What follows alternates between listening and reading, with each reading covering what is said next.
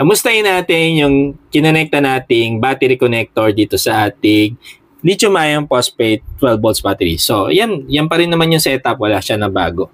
So, pansinin nyo, kaya nga gumamit ako ng connector kasi marami tayong nakakonect na wire doon sa ating 12 volts battery. Ito palang 12 volts battery natin is dalawa yung charging source niya. So, unang-una is through yung ating POMR MPPT Solar Charge Controller. So, sa mga hindi nakakaalam, kaya meron ako nito kasi ito yung unang-una kong solar charge controller. So, hindi pa rin siya naman sira. So, bakit ko itatambay? Pakinabangan natin sa system. No? And, pangalawang source ng ating charging is through external charger. So, ito. Sa oras na yung ating SRNE Solar Charge Controller is nag-boost charging siya.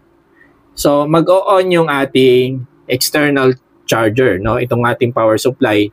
Nice power supply, no? So, magbibigay siya ng additional power papunta dito sa ating 12 volts battery. So, dalawa ang source ng ating charging para dito sa ating lithium-ion phosphate battery.